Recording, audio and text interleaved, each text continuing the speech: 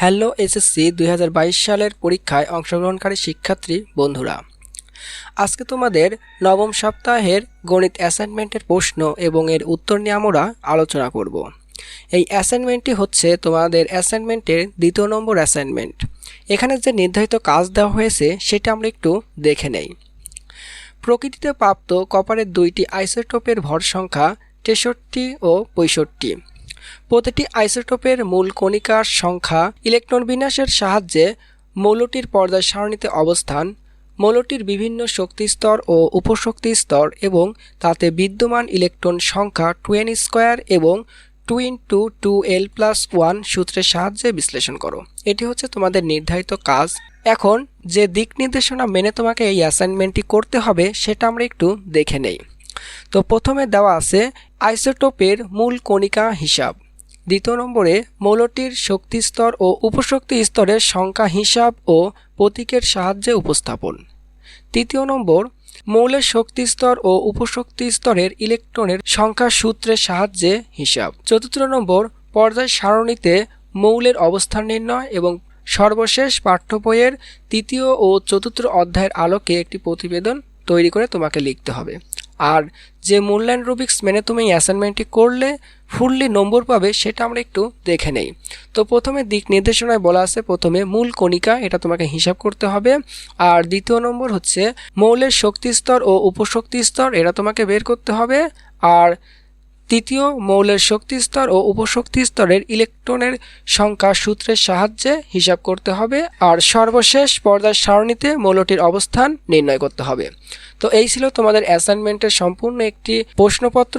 এখন আমরা চলে যাব তোমাদের অ্যাসাইনমেন্টের উত্তরপত্রে। তো এর আগে বলে রাখি, যদি তুমি আমাদের চ্যানেলে নতুন হয়ে থাকো তাহলে অবশ্যই আমাদের চ্যানেলটিকে সাবস্ক্রাইব করে রাখবে আর পাশে থাকা বেল আইকনটি ক্লিক করে দিবে। তো বন্ধুরা, চলো এবার দেখে আসি আমাদের সেই কাঙ্ক্ষিত অ্যাসাইনমেন্টের উত্তরপত্রটি।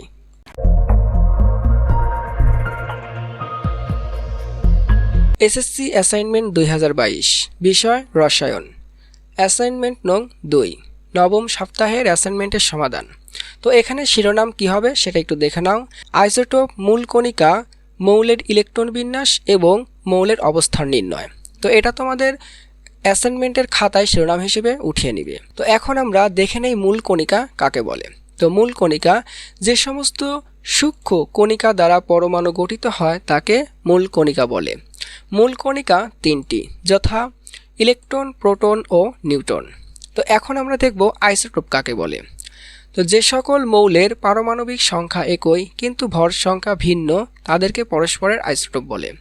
তো প্রকৃতিতে প্রাপ্ত কপারের দুইটি আইসোটোপের পারমাণবিক ভর 63 ও 65। নিচে এই দুইটি আইসোটোপের তিনটি মূল কণিকার হিসাব দেওয়া হলো। তো এখানে দেখো কপারের পারমাণবিক সংখ্যা বা প্রোটন সংখ্যা হলো 29। 63 ভর বিশিষ্ট কপার এর জন্য প্রোটন সংখ্যা 29। তো আমরা সবাই জানি যে কপারের প্রোটন সংখ্যা হচ্ছে 29, তো এর ইলেকট্রন সংখ্যা হচ্ছে 29 এবং এর নিউট্রন সংখ্যা হবে 63 - 29 = 34। কারণ আমরা সবাই জানি যে নিউট্রন সংখ্যা সমান হচ্ছে ভর সংখ্যা মাইনাস প্রোটন সংখ্যা। তো এখন আমরা দেখব যে 65 ভর বিশিষ্ট কপারের জন্য প্রোটন সংখ্যা 29 এবং ইলেকট্রন সংখ্যা 29, আর এর নিউট্রন সংখ্যা হবে 65 - 29 = 36। সুতরাং কপারের দুইটি আইসোটোপ হলো, এখানে উপরে দেখো ভর সংখ্যা 63 এবং নিচে প্রোটন সংখ্যা 29 এবং এটাতে উপরে ভর সংখ্যা 65 এবং নিচে প্রোটন সংখ্যা 29। এটাই হচ্ছে এর দুইটি আইসোটোপ। এখন আমরা দেখব শক্তি স্তর ও উপশক্তি স্তর কাকে বলে। তো এখানে প্রথমে মৌলের শক্তি স্তর।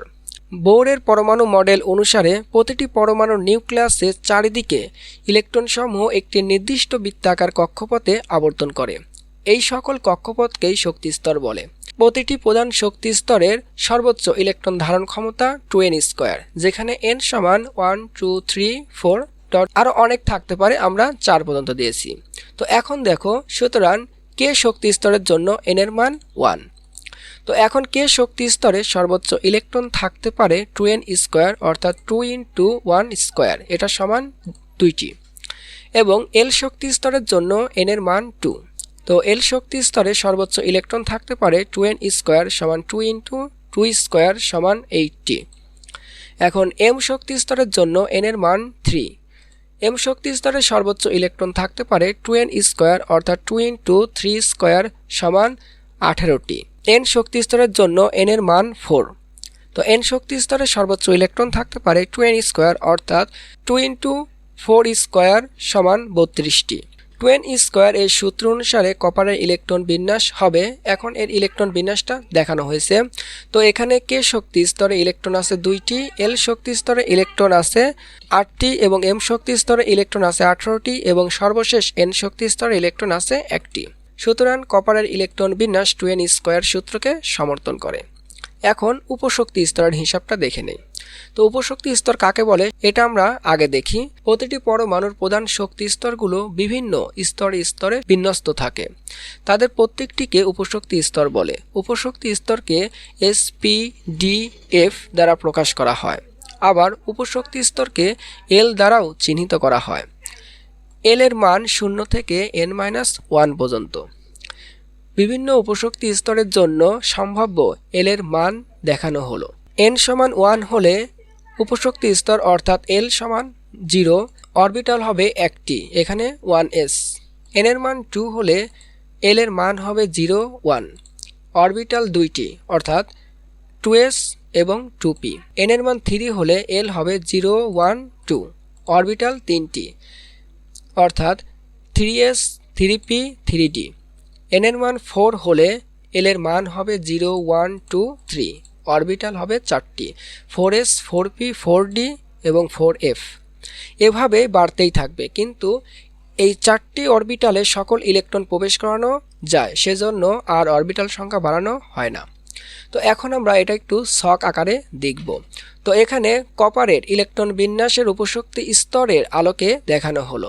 তো এখানে তোমরা প্রথমে লিখবা শক্তি স্তর n, তারপরে শক্তি স্তর অনুযায়ী উপশক্তি স্তর L এর মান, তারপরে উপশক্তি স্তর অনুসারে অরবিটালের মান, তারপরে লিখবা অরবিটালের প্রতীক, অরবিটালের ইলেকট্রন সংখ্যা 2 × 2l + 1 এবং সর্বশেষ শক্তি স্তরে ইলেকট্রন সংখ্যা 2n স্কোয়ার। এখন n এর মান যদি 1 হয় তাহলে এখানে L এর মান হবে 0। তো উপশক্তি স্তরের মান হবে s এবং এর প্রতীক হবে 1s এবং এখানে ইলেকট্রন সর্বোচ্চ থাকতে পারে 2টি। এখানে মোট ইলেকট্রন আছে 2টি। তো এখন n এর মান যদি 2 হয় তাহলে হবে 2টি শক্তি স্তর 0 এবং 1। তো এখানে 0-র জন্য এই অরবিটালের মান হবে s এবং এর প্রতীক হবে 2s, আর এখানে সর্বোচ্চ ইলেকট্রন থাকতে পারে 2টি। যদি 1 হয় তাহলে এর মান হবে p এবং এর প্রতীক হবে 2p, এখানে সর্বোচ্চ ইলেকট্রন থাকতে পারে 6টি, তাহলে মোট যোগ করলে 8টি। তো যদি n এর মান 3 হয় তাহলে উপশক্তির সংখ্যা হবে 3টি, 0, 1, 2। তো এখানে 0-র জন্য এর মান হবে s এবং এর প্রতীক হবে 3s এবং এখানে সর্বোচ্চ ইলেকট্রন থাকতে পারে 2টি। এখানে L এর মান যদি 1 হয় তাহলে এই উপশক্তি স্তরের মান হবে p এবং প্রতীক হবে 3p, আর এখানে সর্বোচ্চ ইলেকট্রন থাকতে পারে 6টি। এখন L এর মান যদি 2 হয় তাহলে এখানে অরবিটালের মান হবে d এবং এর প্রতীক হচ্ছে 3d, এখানে সর্বোচ্চ ইলেকট্রন থাকতে পারে 10টি, মোট যোগ করলে হয় 18টি। আর এখানে n এর মান যদি 4 হয় তাহলে এখানে তোমার উপশক্তি স্তর L এর মান হওয়ার কথা ছিল 4টি, কিন্তু এখানে যেহেতু এর সর্বশেষ একটি উপশক্তি স্তরই আছে সেজন্য এখানে একটি দেখানো হয়েছে। তো এখানে এই 0-র জন্য অরবিটালের মান হবে s এবং এর প্রতীক হবে 4s, এখানে ইলেকট্রন সর্বোচ্চ থাকতে পারে 2টি, কিন্তু এখানে যেহেতু এর সর্বশেষে একটি ইলেকট্রন আছে সেজন্য একটি দেওয়া হয়েছে। তো এর এখানে সর্বশেষে একটি ইলেকট্রন আছে, তো এগুলো মোট যোগ করলে দেখবে 29টি হবে।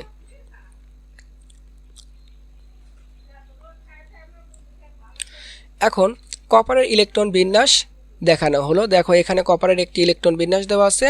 তো 1s2, 2s2, 2p6, 3s2, 3p6, 3d10 এবং সর্বশেষ 4s1।